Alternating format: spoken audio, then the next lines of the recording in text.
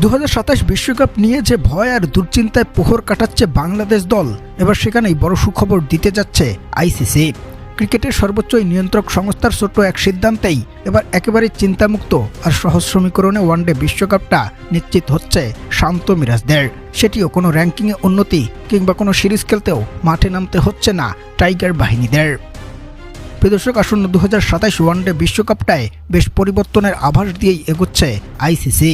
10 দলের জায়গায় আগামী এই আসর অনুষ্ঠিত হবে 12 দলের মধ্যে, এবং সেই সাথেও সুপার 7 পদ্ধতিটাও দেখা যাবে।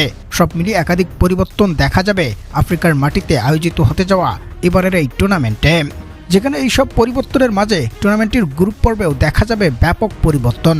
যদিও সরাসরি এই টুর্নামেন্টে খেলার যোগ্যতাটা পাওয়া নিয়ে বেশ দুশ্চিন্তায় সময় পাড়ি দিচ্ছে বাংলাদেশ দল, তবে আরও বেশি ওদের দুশ্চিন্তাটা বেড়েছে জিম্বাবুয়ের মতো এক দলের বিপক্ষে সিরিজ হেরে। যদিও শেষ ম্যাচটাতে জয়ের মধ্য দিয়ে হোয়াইট ওয়াশের লজ্জাজনক রেকর্ড থেকে বেঁচেছিল টাইগাররা, আর সেই সাথে বেঁচেছে র্যাঙ্কিংয়ে ওদের ব্যাপক একটা অবনতিও।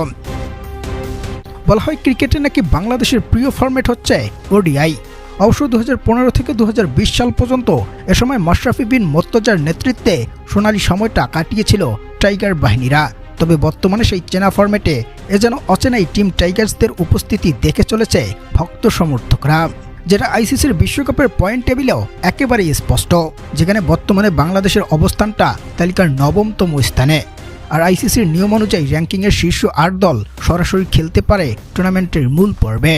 তবে যদি এই শীর্ষ 8 দলের ভিতরে কোনো আয়োজক দেশ থাকে, তবে 9তম দলটাও পৌঁছে যাবে আসরের মূল পর্বে। বর্তমানে এই সমীকরণে 9তম স্থানে থেকে বাংলাদেশের সক্ষমতাটা রয়েছে টুর্নামেন্টের মূল পর্বে সরাসরি খেলার, কিন্তু বিপত্তিটা হচ্ছে আগামী বছরের মার্চ মাস পর্যন্ত এই র্যাঙ্কিং ধরে রাখতে হবে টিম টাইগার্সকে। এর মাঝে কোনো সিরিজে ওরা ব্যর্থ পারফরমেন্স করলেই স্বপ্নটা শেষ হবে বিশ্বকাপের। তবে 12 দলের এবারের এই বিশ্বকাপে ব্যাপক পরিবর্তনের আভাস দেওয়া আইসিসি জানিয়েছে আগামী বছরের মার্চ মাস নয়, বরং চলতি বছরের সেপ্টেম্বর মাসেই চূড়ান্ত হবে 2027 বিশ্বকাপে ওর 9টা দল সরাসরি খেলার যোগ্যতা পাবে। যেখানে বর্তমানে আইসিসির টিম র্যাঙ্কিংয়ের তালিকার 10তম স্থানে থাকা 2 বারের বিশ্ব চ্যাম্পিয়ন ওয়েস্ট ইন্ডিজের রেটিং পয়েন্টটা 77, আর বাংলাদেশ আছে তালিকার 9তম স্থানে, ওদের রেটিং পয়েন্টটা 83। সবশেষ জিম্বাবুয়ের বিপক্ষে ওয়ানডে সিরিজে মাঠে নামার আগে ওরা 87 রেটিং পয়েন্ট নিয়েই মাঠে নেমেছিল, তবে প্রথম 2 ম্যাচ হারায় 4 পয়েন্ট হারিয়ে 83-তে থেমেছে। শেষ ম্যাচটাতে টাইগাররা বড় ব্যবধানের জয় চূড়ান্ত করায়, নয়তো র্যাঙ্কিংয়ের আরও তলানিতে পৌঁছে যেতে পারত বাংলাদেশ দল। তবে দিন শেষে ওয়েস্ট ইন্ডিজ ও বাংলাদেশের রেটিং পয়েন্টের ব্যবধানটা এখন দাঁড়িয়েছে 6-এর ঘরে।